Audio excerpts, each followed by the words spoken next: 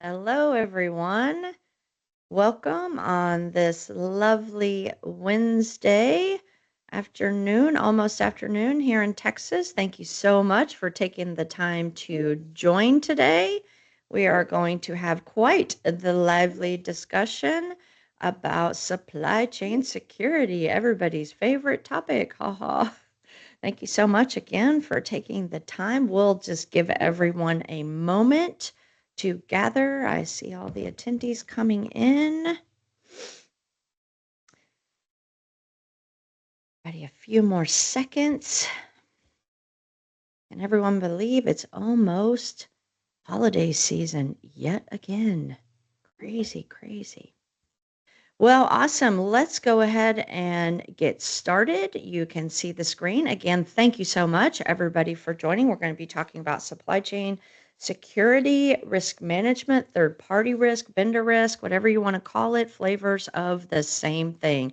As always, really welcome your questions. Thank you so much. These dialogues are always way more fun for me, but obviously much more meaningful to know that we're answering real questions in real time that real people are asking. So please drop your questions in the Q&A section. Highly encouraged. So what are we going to be talking about today? So every vendor relationship has risk. Hard stop. That's what it is. You can't ignore it. So if there's not a good risk management process and mindset around suppliers or vendors, bringing those into your organization, then that's a problem because every vendor, I don't care who the big names you want to name are, there's risk with all of them. We can tell stories of very large name vendors here within the last year that have had disruptions for various different reasons. And so there is risk in every vendor relationship. And it's a cloud world, so you really cannot avoid any of that. Like, no company functions in a bubble, and so there's really no way to avoid it. So the best way to deal with it is just to hit it head on and recognize that you are introducing significant risk into the organization. Compliance, while a lot of this has birthed out of compliance, third party risk management is just not enough. This is not a compliance exercise. This is a risk exercise. Now, it gets started a lot of times with companies because compliance is pushing it. I need this for audit. I need this to pass this. I need this for whatever. That's fine if that's where it starts. But the harsh reality is compliance is not enough. This is a risk exercise. And then it's massive. Most companies have hundreds of vendors, is the reality. So if you don't learn to get really good about prioritization, it's just way too much for any one person, team, company to do. And so prioritization is really critical, which goes back to the risk conversation. And then ultimately, what we're trying to do is drive our residual risk down to a tolerable level. So vendor risk management is just it's just a subset of our overall risk management program, or at least it should be. And so the name of the game is, what is the real risk posture of that vendor introducing into my organization? What's in place to potentially bring that risk down? And is that an acceptable level for me? That's what we're doing. And then we need to be able to sustain it. So we don't want to overbuild it, because if we overbuild it, then unfortunately we can't sustain it. If we underbuild it, it's not doing the job of mitigating risk. So those are the real challenges of what we're going to talk about today. So let's keep this moving along. So the reality is your vendor, just like we just talked about, introduces risk into your organization, but it doesn't stop there. There's fourth party risk and in party risk. That's why it's called third party risk. So third party is my next line of a vendor. But then that vendor has vendors as well. That's my fourth party risk. And then that vendor has vendors as well, and all the way down the chain. And so that's in party risk.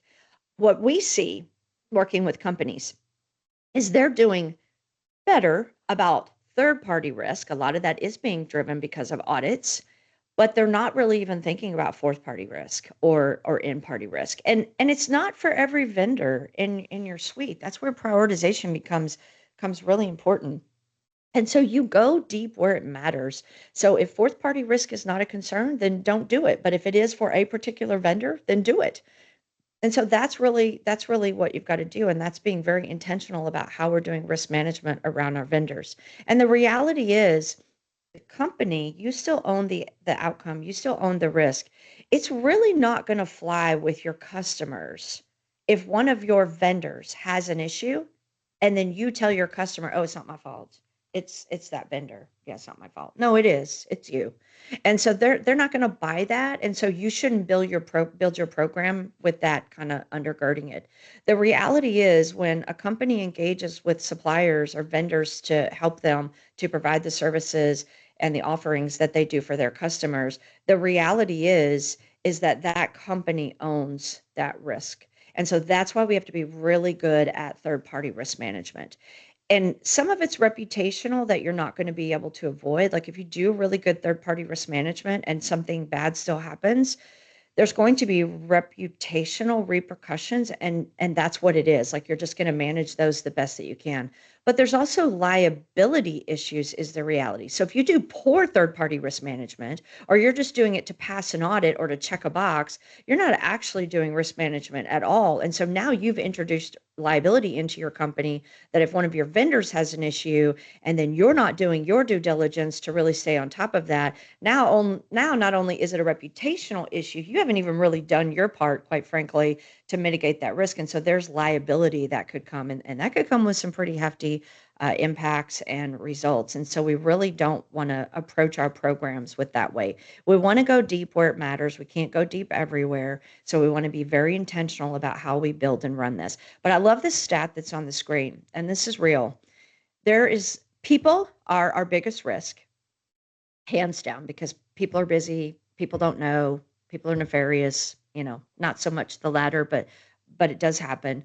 But the first two, and so that's why we do security awareness training and other things to try to equip people to not make poor choices that would impact the security posture of the company. But right behind people are vendors. Like people, the bad actors will spend years coming up the supply chain.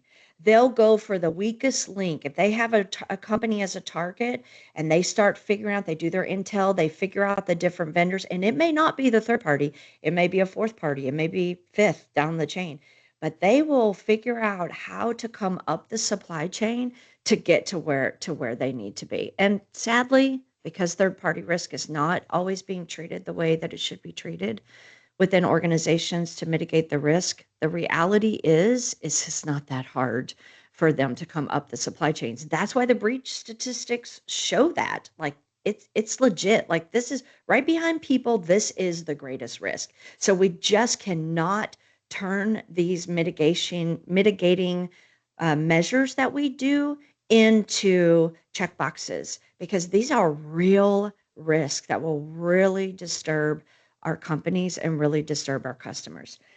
So there's two things that really matter here, and we've kind of touched upon both of them. So who owns the supply chain risk? Well, does the vendor own it? They own the risk of their company.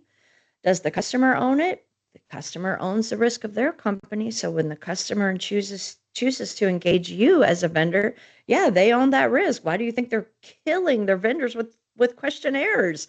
That's why everybody's getting these dreaded questionnaires, these 800 questionnaires. And do you have a SOC 2? And do you have an ISO? And are you this? And are you that? And are you that? Because they're trying to mitigate their own risk. And so, yay, that's what they need to do. And then if you're a supplier to, well, everyone is a supplier to someone. If you're a supplier to someone else, then you have to manage and own your own risk. And then if you use vendors and partners, they need to do their own risk. But the reality is every company owns their own risk, but and it's expected that that would be the case. But ultimately, when you make a business decision to engage with vendors and partners for your customer is looking to you, and so you own that risk of your whole ecosystem, which extends to your third parties. It's interesting. We do a lot of CMMC work, and this is a really big topic in CMMC. So if you have third parties that handle data that would bring them into scope for your CMMC, you're responsible for them. And CMMC has done a good job to help incorporate that into the picture. But so many companies, when we work with them, they just haven't thought about that.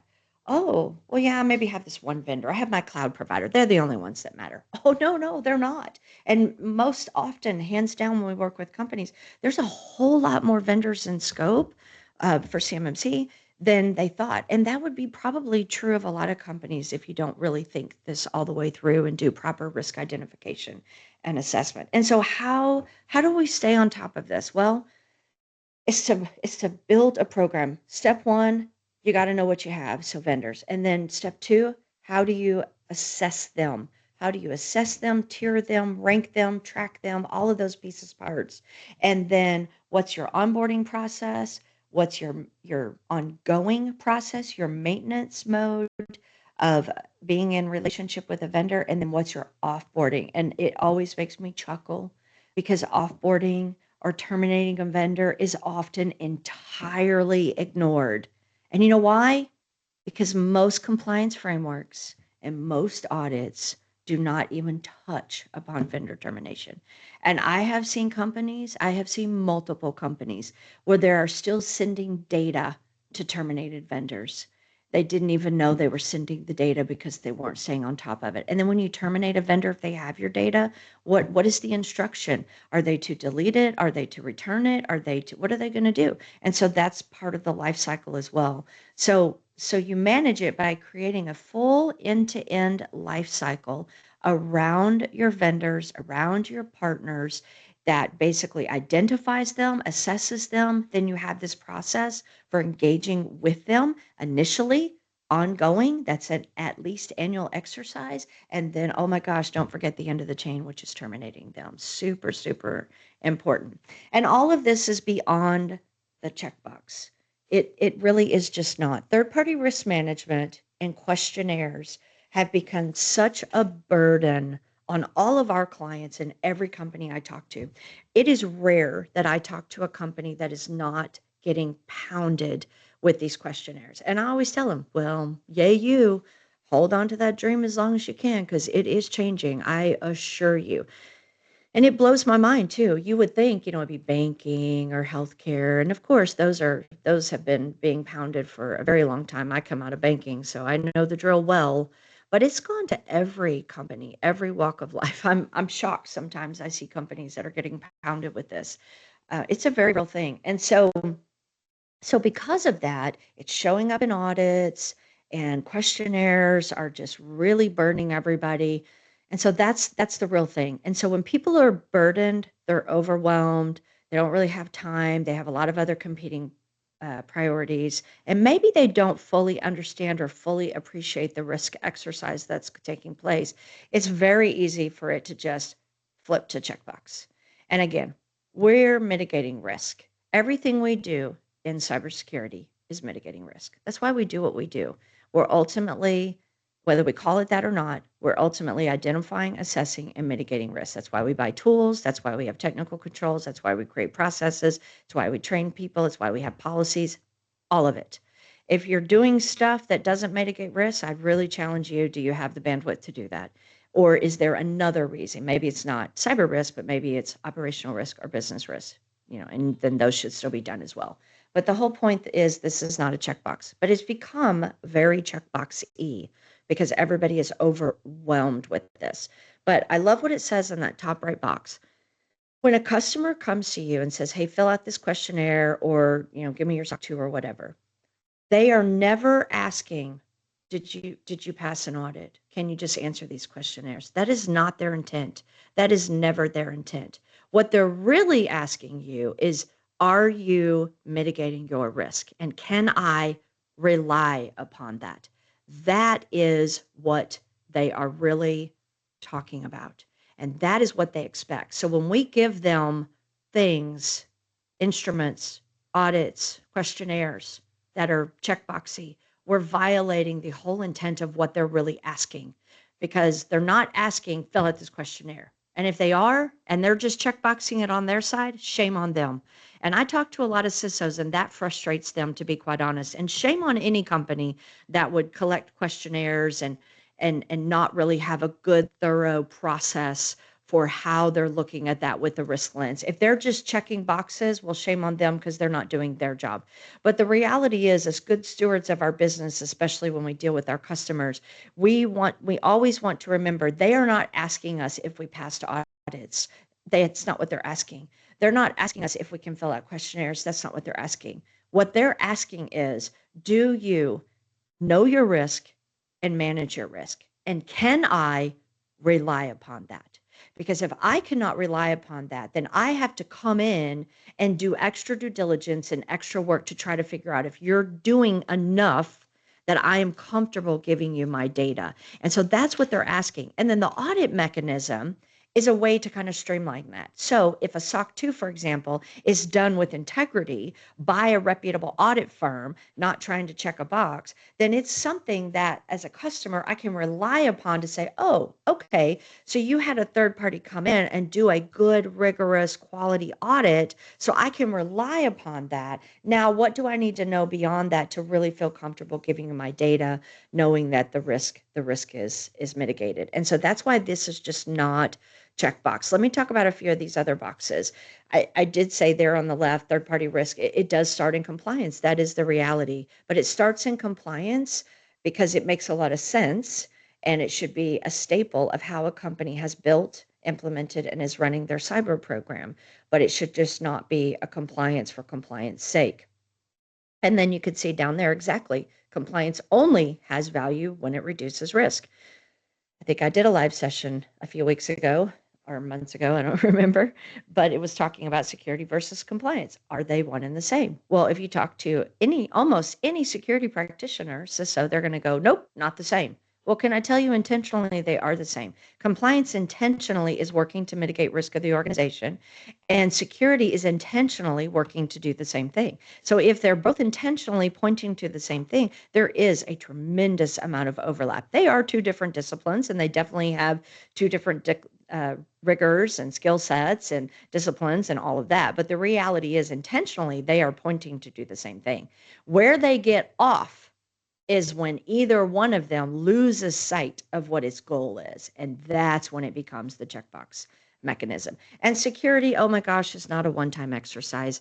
I talk to companies all the time. Well, we passed our audit, so we're good. Okay, but can I tell you, security is every day. Compliance is every day. Risk management is every day. An audit can only come in once a year, maybe twice a year if you have a reason and your company can afford it, to validate what you should already be doing.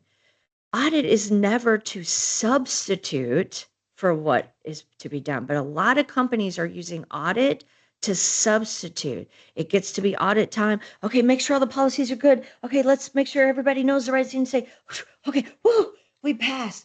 Oh, that's great. Okay, we don't have to think about it again for another 10 months. It's just not the right mindset. Security is every day. Compliance is absolutely every day. So why is the supply chain risk so huge? Well, oh, wait, I think I have a question. Hold on. When a vendor pushes back on questionnaires and says we're ISO certified, how do you respond without damaging the relationship? Boy, that is an excellent question. I love that. Okay. Thank you so much for whoever asked that question. So, yes, this is customer service. So, we want to be very mindful of how we engage with our customers. However, it is okay to have good boundaries and to tell them that certain things are confidential. So, but the reality is, being ISO certified it's not enough because here's why. I know firsthand. I would never name a list of companies, but I know a list of companies firsthand who have gotten their ISO certification by really subpar audit firms or individuals who are ISO certified to issue a report. And then I've been reading more and more on LinkedIn, quite frankly, that there's, just outright fictitious reports being created for SOC 2, ISO, all of the above. And so it's unfortunately not good enough to just say, oh, you're ISO certified. Well, you must be perfect then. It doesn't work that way. Again, this is risk mitigation. This is not about passing audits. So a pass fail of an audit is a part of the risk posture. It's good if you can go pass an audit with a reputable audit firm.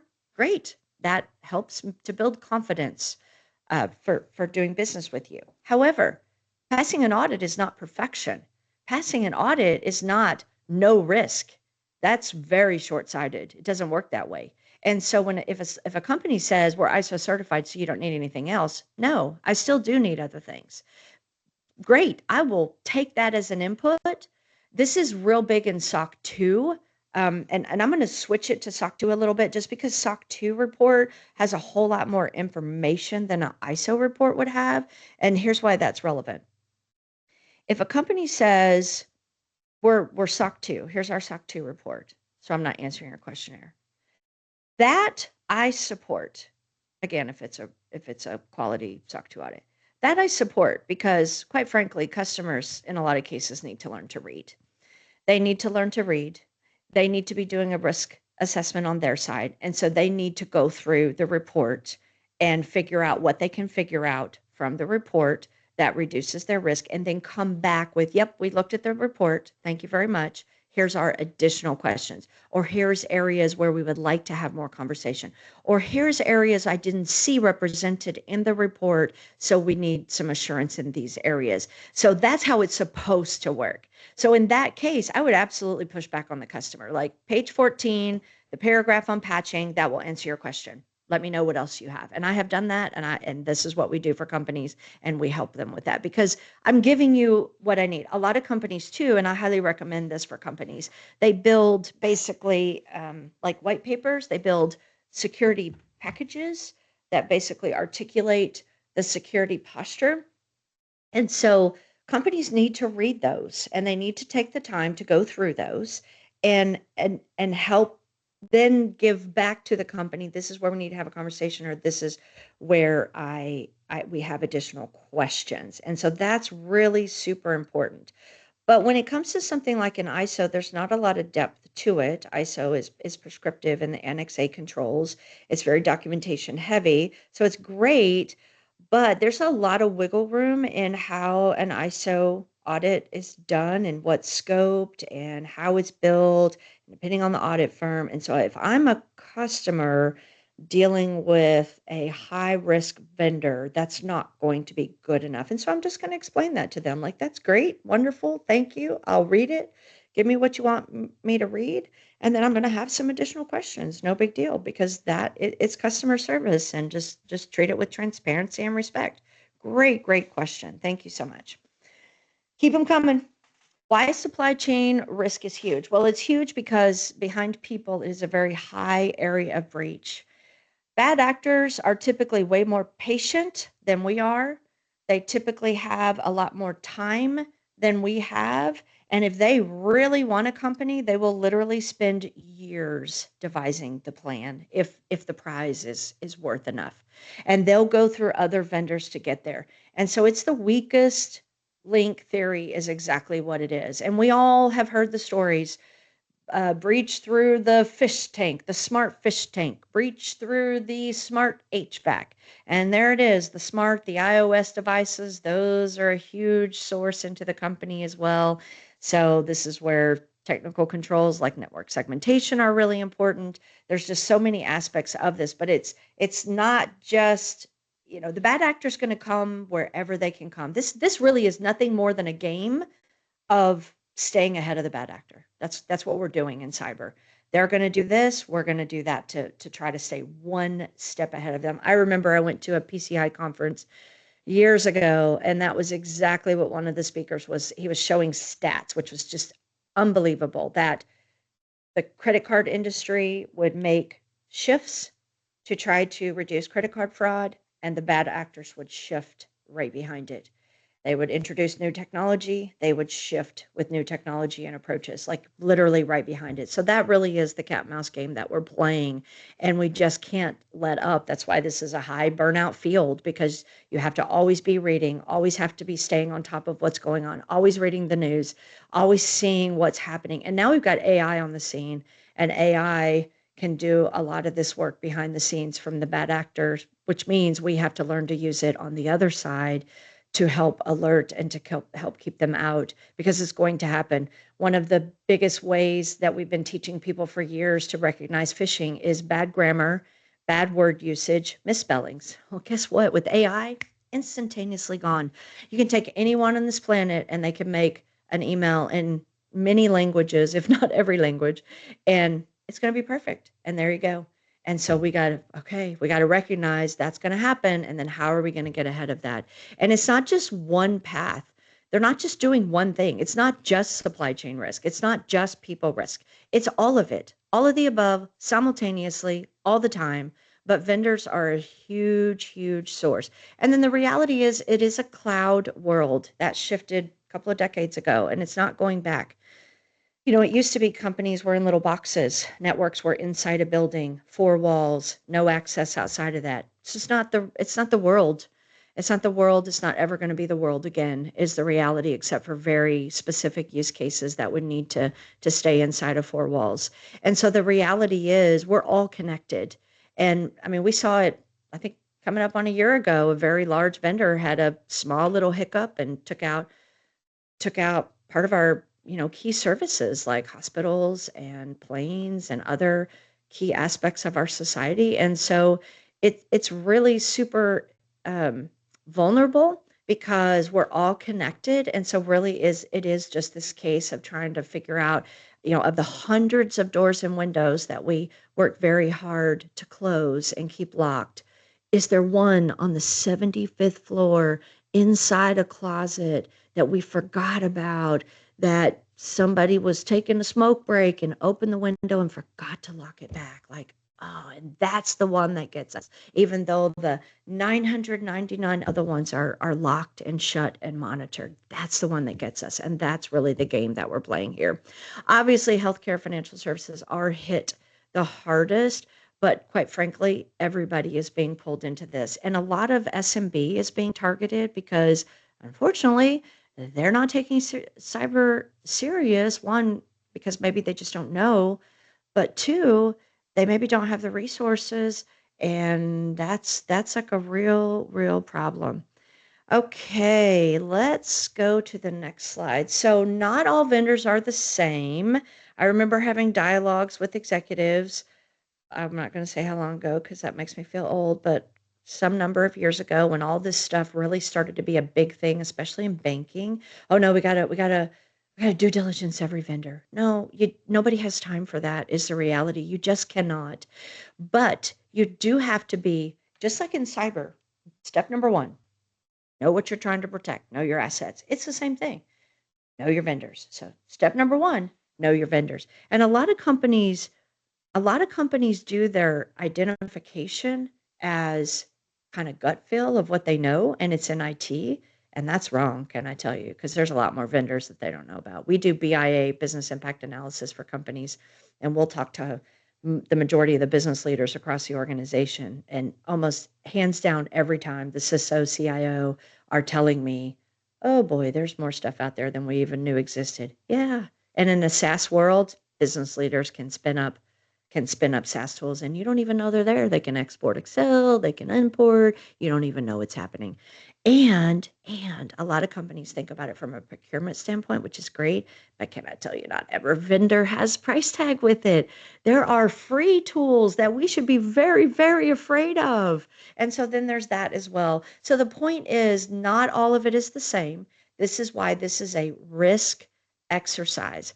And vendor risk management or third party risk management should follow our overall risk management process. And so, what we should be doing is thinking of it from an inherent risk perspective.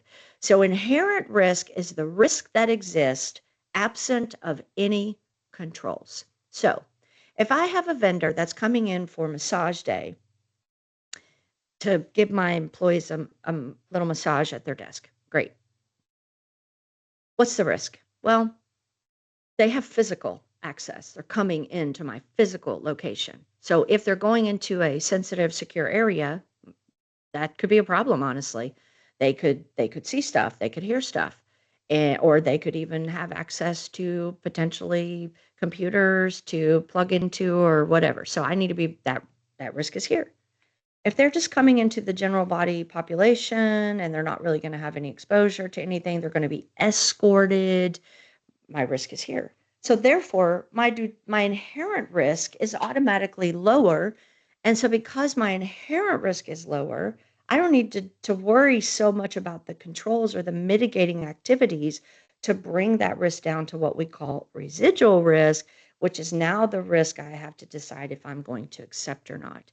So it really starts with inherent risk. So some companies do this from a tiering perspective. So they have tier one, tier two. There's all sorts of ways to do this. This is where it's the art, not just the science of how this stuff is done. Very much an art. But some companies just tier. So they do tier one, tier two. They have due diligence for tier one to two. That works totally fine. Some companies take a vendor by vendor risk approach. And so they literally score the inherent risk and then the residual risk for each vendor. That's great too. Some companies put them in buckets of business risk or put them in buckets of data risk. And, that's fine. You can do it however you want to do it. The point is, how are you identifying? How are you assessing? And then what are you doing to mitigate that down? What you want to do is get down to a minimal number. This is super important because if you do your vendor scoring and you have 50 vendors where you're like, whew, I gotta do questionnaires, I gotta get SOC 2 reports, it's too much. And so what's gonna happen is because it's too much, it's not gonna be done well. It just can't be. And so because of that, it's not gonna do its job. It's like I see policy documents that are 100 pages long. And then in my nicest possible voice, can I tell you policy is there to intending to help people understand the rules of the game and what they should be doing and to mitigate risk. So if you have a 100-page policy document, guess what? Nobody has read that thing. Zero, nada. Maybe even the person who wrote it hasn't read it. I mean, that's how bad it is. So don't do that because nobody's going to read it. And so then it's entirely not doing its job. It's now a meaningless exercise. So that's what you have to think here is like, we really need to focus on the ones that matter most and then fit our due diligence there. And then the rest, you're just going to do what makes sense to bring the risk into right alignment. So maybe it's just a light questionnaire, or maybe it's no questionnaire. Maybe it's, a SOC 2 is good enough, or maybe that ISO cert in that question that somebody asked, maybe that is good enough, but that's going to be one of your lower inherent risk vendors. So super important. Okay, I think I have some good questions here. How often should we really be rescoring critical vendors? Once a year feels outdated. It can be. That's a great question. So once a year, where did that come from? Audits, of course. I got to pass my audits. So I got to do it once a year. Okay, that's fine. It should be at least annually, but that may not be. You definitely want to rescore vendors when things happen. So for example, if we change the level of service with a vendor, or we change the data that we're giving, or we're changing maybe the access they have, then you absolutely need to re-tier them, rescore them, re-risk assess them, whatever you call it, and then what due diligence would need to be done. We also need to look for external internal factors. So for example, years ago, the Log4j scare, the components, there was also a Ukraine war, or I guess still is. And so then that's not really a rescoring, but it's being aware of what's going on in the world to be like, hey vendor, do you have Log4j in your ecosystem that we need to be aware about? Have you updated it?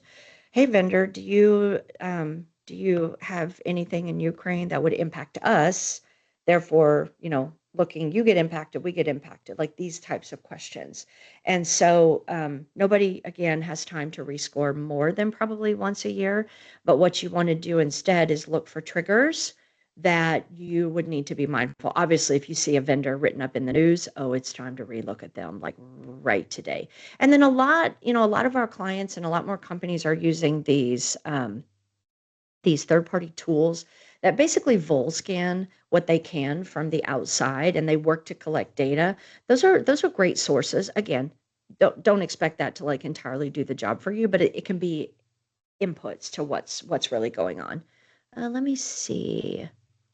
What are some practical ways to score inherent risk quickly without overwhelming my small TPRM team? Great question, because that's a reality. I would really focus on data and access. I tell companies this all the time. So if you have to start somewhere, start there. Data. What is your most important data that needs to be protected? For vendors that have access to that data, they automatically go up higher on the list. So if it's PHI, PI, if you're subject to privacy, even if you're company confidential to the degree of it's like the secret Coke formula that you don't, they can never get or your business is ruined, those types of things. So what is the highest, most impactful data in your organization? It could be confidentiality, but it also could be from a regulatory standpoint. Start there and then identify which vendors have access to that data. That's really critically important. And then rely upon audits. Like that's a good first step. Rely upon audits. Do you have a SOC 2 report? Do you have an ISO certification? I need that information. You have high trust if you're in healthcare, whatever it is, but rely upon that. And then questionnaire. You don't have to do an 800 question questionnaire. Start smaller. Ask them the most important things that matter. The things, again, this is where it becomes an exercise. I'm going to ask them all these things because I'm supposed to ask them all these things. Okay, that's great. But what are you going to do with those things? Like, are these the things that actually matter? Ask them those things. And so for a smaller company, who has a small team, start small, good solid foundation, do it well, continually mature it year over year. That's what you do.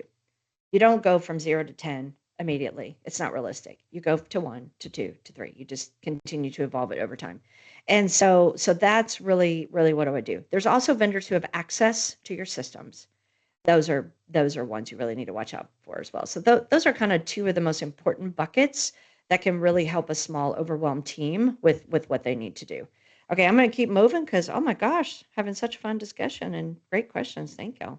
Okay, what makes one vendor riskier than another? Kind of actually, this just answered the question actually. What the data they have, the access they have. One I did not bring up is business criticality. This is all geared to like cybersecurity right here. And I see this all the time. Oh my gosh, wait for it, wait for it. Are y'all ready for this? I see this all the time. Companies, because it's part of the audit, they build their TPRM around cyber risk or around the risk of data. Oh, there's more to the puzzle than that. This is risk management. So there's operational risk as well. Come on. If you are a company that provides a service to your customers and you're entirely dependent upon AWS, I know that's a big name and we think they're never going to have an outage. Change that mindset right now because that's not true. But it's going to kill your business if something happens to them. And this is why they have multiple regions and this is why they have the continuity built into their offering. But there's a lot of companies that use vendors that don't have that kind of regionality and that business continuity built in. But well, it's not regulated data. Okay, but if that vendor went away, would you be out of business? Yeah, that would be a problem. Okay, well, guess what? Can I tell you, you need to identify and assess and mitigate the risk of that vendor too. And then maybe their third parties, they cause compromise to them from a security standpoint, but it causes compromise to you from an operational standpoint. Like, we need to know that. Like, this is how this thing flows all the way up. But I see very large companies, public companies, Fortune 1000 companies. They don't even have operational risk or business risk as part of their TPRM because not included in the audit. And this is where compliance gets a bad rap because, oh, I'm doing what the auditor tells me to do, but you're not thinking from a risk perspective. And that is really what we're doing. So from inherent to acceptable risk, that's what we're doing. Again, TPRM, third-party risk management, supply chain risk, vendor risk, whatever you want to call it. They are, the idea is, which are the ones inherently high risk? Those are the ones I need to fit mitigation against, due diligence, questionnaires, SOC 2s, etc. Those are due diligence or risk mitigating mechanisms to get it down to an acceptable risk. That is what I am doing. If the inherent risk is low, don't waste your time. You got lots of other things going on, I am sure. But if the inherent risk is high, you need to figure out what you're doing to reduce the risk. Start with the obvious stuff like questionnaires and SOC 2, but if the inherent risk is critical, which should literally be 0, 1, 2 vendors for your organization, but companies do have them. We have one client right now that we're working through that with probably their number one critical high inherent risk vendor.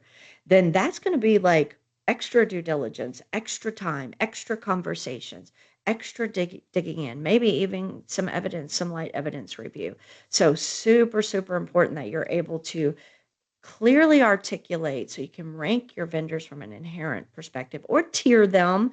There's different ways to do this, but then ultimately what you're trying to do is get them down to an acceptable risk level. Really more important, really so super important.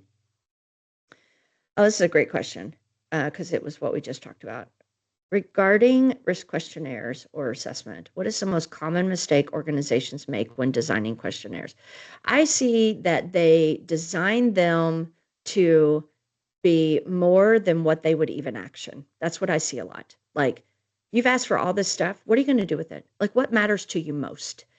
If you have a team that can adequately review and process all of that, great, then do it.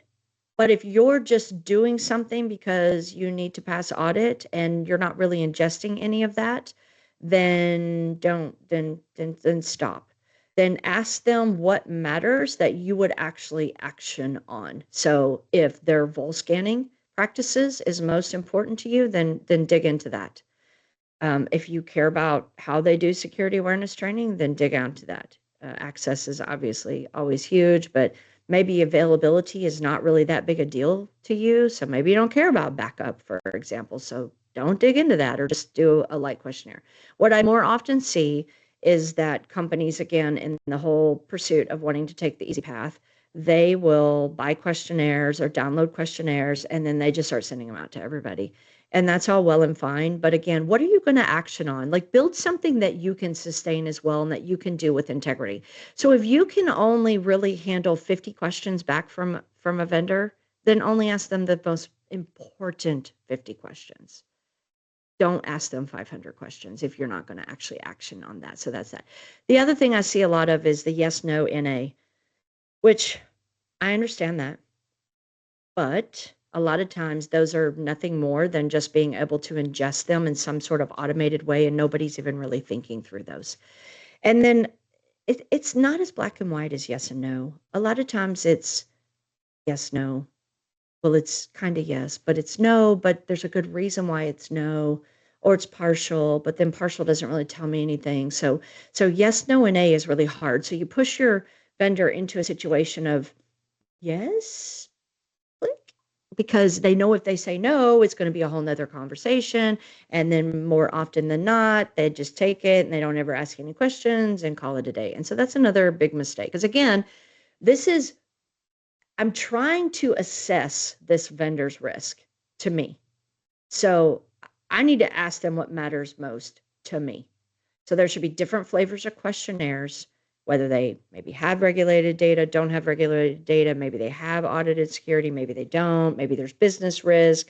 It's like a question I hardly ever see is, have you had any lawsuits? What's the financial position of the company? I mean, those are really key, critical, important questions if the continuity of that company is important to you.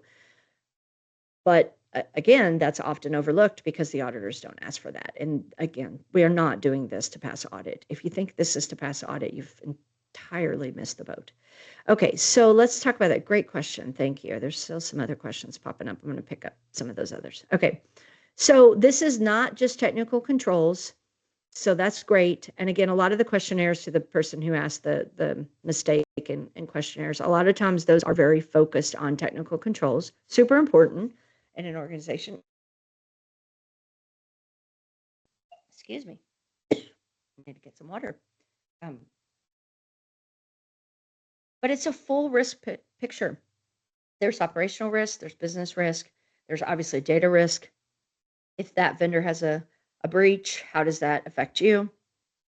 Again, the risk posture is more than technical controls. This is true across, excuse me, this is true across all of cybersecurity. It's not just the technical controls. It's people, process, technology. People, process, technology. People are our greatest risk. Process is the end-to-end lifecycle management. It needs to have roles and responsibilities so people know what they're supposed to do. There needs to be lifecycle management, including monitoring and continuous improving. That's what the process says. And then yes, where we can automate and where we can let technology do it for us, I'm all for it. I'm a tech nerd. I love technology. So do it.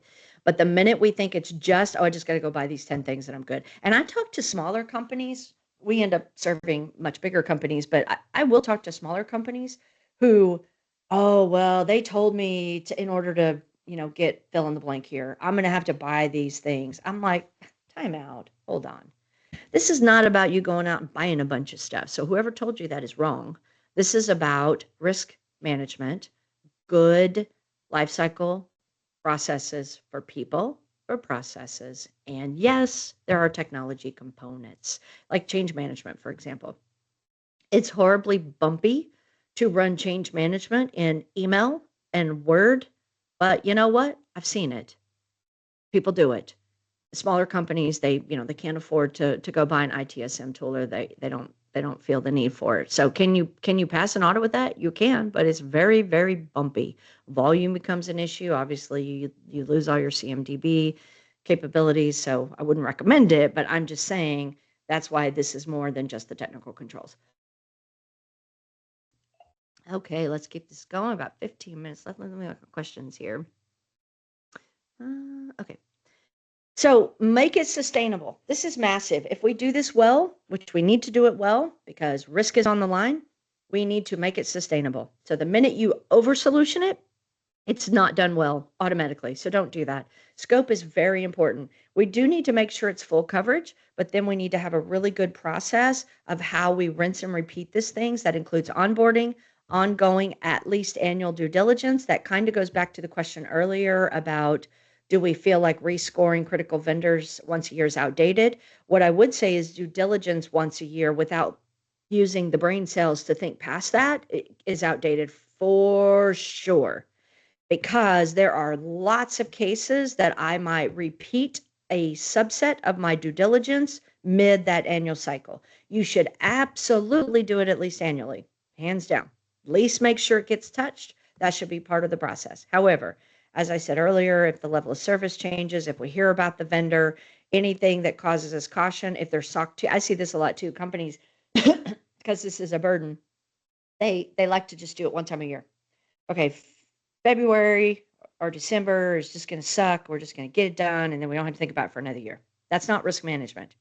That's checkbox exercise is what that is. That does not mitigate risk. That makes the company feel like they're doing something that they're actually not doing. So it probably deteriorates their risk position, honestly, to do it that way.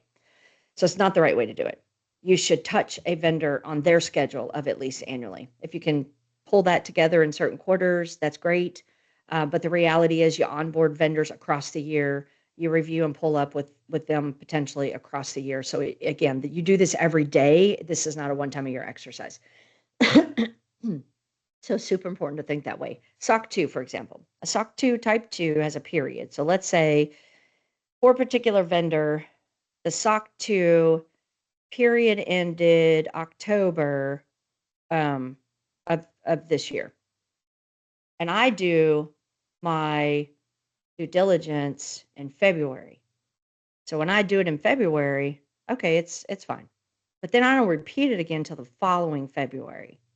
But let's say next October, either they didn't have a report or they downgraded it for some reason, or worse yet, they had a qualified opinion, and it took you 4 months to figure that out. That's not good for you. That's bad. And so that's why this is ongoing. This is every day. And we really need to set up those right cadences, monthly, quarterly, annual. And, we didn't even talk about vendor performance because that's part of vendor management. It's not necessarily vendor risk management, but they're not mutually exclusive. But we didn't even talk about performance management. But on your high key critical vendors, you should be monitoring them probably at least quarterly for their performance.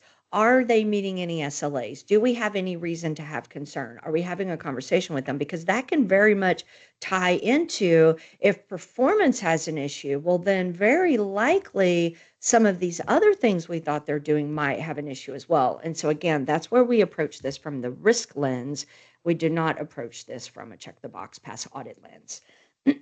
Okay, automation helps. It does not replace. I cannot say that enough. I see it all the time. Because this is overwhelming for everyone, they think they can just go buy this, hire this intern, use this AI. That's the new one, of course, is, oh, just put it through the AI, it's fine. I did a whole live session on that with a New York attorney of how bad and wrong that is. It introduces so much risk and liability to the organization from legal, contractual, so many bad things. So do not do it that way.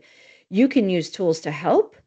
They are inputs into the process, but to be clear, there is still an end-to-end process that requires human thought and critical thinking and risk mindset. Super, super important. I'm also seeing companies, oh, they just want to buy these services that are they do it for me. Oh, it's a plus. Okay, I'm good with an A plus. What does that mean? Is it an A plus for you? That's only monitoring external things. Is that really even what you use? Is that relevant to you? Do you use that level of service with them? What does that really mean? Like, you still have to dig in and look at that. I would love to find the easy button in life. I would love to go to my mailbox and just have the trust check be there every week. Some people may have that luxury. I do not. I would love that easy button in life. I could go rob a bank, but that's not a very good idea. But the reality is life is tough. It's work to do this stuff. It takes thought and intentionality if we really want to do it with integrity. So use the tools, use the AI, do all of that, but recognize those are just inputs to the process and you still own the end-to-end life cycle. And if you're doing stuff that is actually introducing more risk into the organization with a false sense of security that, oh, we passed the audit, so we must be managing our supply chain risk. No, you're not. Then that's bad. That's a liability issue. That's a whole different problem. So don't look at automation from that perspective. Shared responsibility is huge. This one is key. Again, really pleased with the way CMMC has approached this. Shockingly enough, most people don't know this, but it is part of SOC 2 as well. And so in the SOC 2 report, there's the COOCs, or the complementary user entity control section. And so that is the company that has the SOC 2. That is their way to say, hey, by the way, everything you just read in this report, it's only relevant if you do your part. And that's the COOC section. So if you look at really good SOC 2s, like I was looking at AWS's the other day, their COOC section is like, oh crap, I still have a lot of work to do. Like, you can see that. So they've done a decent job of articulating that. However, most that I see, oh, the cooks are just like, yeah, just kind of, oh yeah, you need to have policy, you need to do your access. Okay. But is that really what it is? Is it more than that? We have, and I have a little bit of a case study, but we have one of our client that we're helping with this whole process, doing this the right way with their absolutely most critical vendor. And the reality is that vendor has not done a good job of what shared responsibility looks like. And it's not, I'll just go ahead and flip right to here. It's not, it's not a pure SaaS. So pure SaaS would be they do everything for you, you just use it. Now, you still have shared responsibility even with a SaaS, because at a minimum you have to set up access, and maybe you have to consider backup, and maybe MFA, and there's other things. And so this is where you look to your policies and what you do, and then what do you need to apply to that SaaS. We see it all the time. We see companies in healthcare using systems that have PHI and they haven't even turned on MFA, for example. I thought the SaaS did it for me. The SaaS is HIPAA approved. I just need to use it. Wrong answer. But then as you come down the line to your platforms and your infrastructure as service, there's a lot of compliance theater going on out there. And I see it. And this is not just reading about it, this is seeing it firsthand. As we help our clients navigate through this and we help companies navigate through this, there is a tremendous amount of compliance theater going on. We are working through one situation right now with the vendor, and the infrastructure, the back end is probably pretty stable. And can I tell you, that's where all the audits have taken place. But part of their offering is beyond just a SaaS. It gets more into the platform and the infrastructure as a service. And there's tremendous shared responsibility within the containers or within the buckets that the company, the customer owns. And so the company, they can go get all these audits. Yeah, we do everything. We're perfect. This is great. And they are on the back end. They're doing what they need to do. But the shared responsibility is where everything goes south. And it's just a transparency problem. And so you really need to dig in to these high tier vendors. You know, before COVID, companies would actually go on site and visit their suppliers, their key and critical suppliers, only their key and critical suppliers. And there's some of that that still goes on, but a lot of it is just a check the box questionnaire, which is not what it's doing. So there's a lot of compliance theater going on of, oh yeah, we got audited, see, we passed. But what about my container? What about my environment that you spin up? What about that? What do I need to, are you doing all that here? No, you're responsible for that. Well, what am I responsible for? Um, Stuff. Well, do you have a document? Sort of. Okay, transparency. Come on. We got to be working together up and down the supply chain. And this is supposed to be a partnership. But these are like real stories. These are not things I've read about. These are not theoretical conversations. Like these are real things that we help our clients navigate. And that's everybody is trying to navigate in the world, quite frankly. This is overwhelm. It's just a lot of overwhelm. We talked about this. I skipped this, but we talked about this. We need to be monitoring for internal, external changes. That's why one time a year exercise to pass audit is just not good enough. And then here's really the point that we're driving is those top tier, those critical vendors. It's 0 or 1 or 2. I'm not even kidding. You need to engage directly with them. Ask the hard questions. Do an on-site. Have phone calls. Get stuff in writing. Whatever. You might need to validate. Hey, that's great. But can you send me an example of that? And that's a contractual thing. If you don't have the right to ask for those things in the contract, then you can't. But a lot of times you do. Companies do, and they just don't know. And if you have right to audit, which I highly recommend you retain the right to audit at least in some fashion, then do it. Take advantage of it and really dig in. And then, oh my gosh, if you see anything over the course of time that you're like, that doesn't sound right, or wait, I thought they did that. Why am I seeing this? Let that radar go up and dig into that relationship in real time. Super critically important. Have a playbook. Again, this is risk mitigation. So we're either going to accept the risk if the residual risk is higher than we accept, and then we should have our risk management process we follow to do that.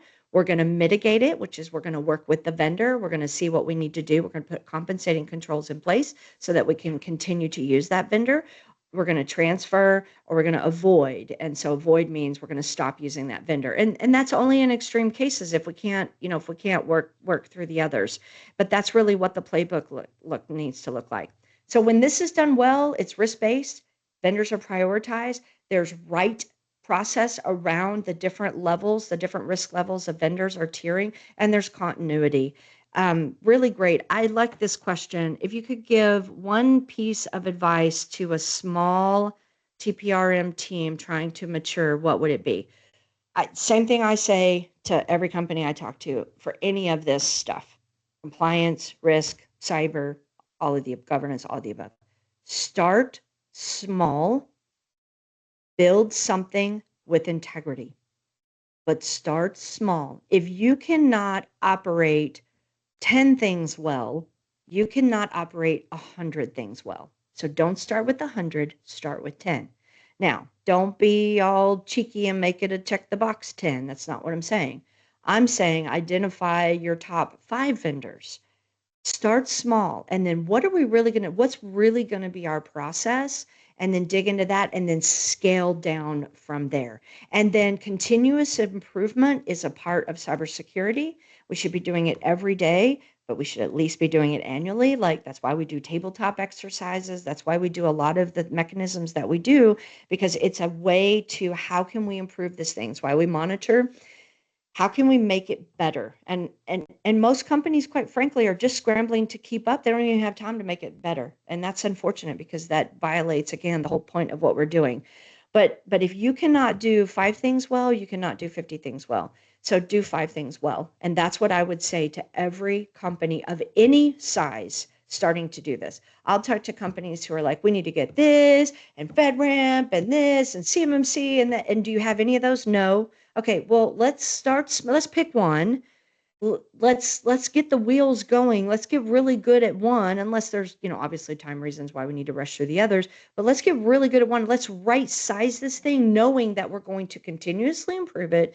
We're going to need to sustain it. And then let's build from there. So a really solid foundation, make sure it's a concrete foundation. It might be really tiny to start, and that's okay, but make sure it's concrete. Don't build it on shifting sand, and then continue to grow and build it beyond that. That would hard stop be my recommendation. And to never forget, this is risk management. That is what we're doing. We're not doing questionnaires. We're not doing audits. We're not doing anything. This is Hands down, this is risk management. At Hotman Group, we do provide complimentary GRC health checks. So if you have any questions or you would like to get our thoughts on how you do this or maybe what your first steps are, please reach out to us on our website, hotmangroup.com, or you can definitely reach out to me. We have more webinars coming up, so please subscribe and please be mindful of what are the next webinars coming up. It looks like there's only one, but actually there's an endless stream. We try to do them every 2 to 3 weeks because there is just a lot of noise. I also have a podcast, The Art of Cybersecurity. So please go check that out. We're just kind of less structured, but we talk through some different topics of what companies are going through and how to really help them. Connect on LinkedIn, send an email. There's the information on the screen. Thank you so much. Really appreciate the questions, appreciate your time. I know how important that is for absolutely everyone. Thank you all so much. Please connect. Let's keep the conversation going. Have a wonderful rest of your day and week.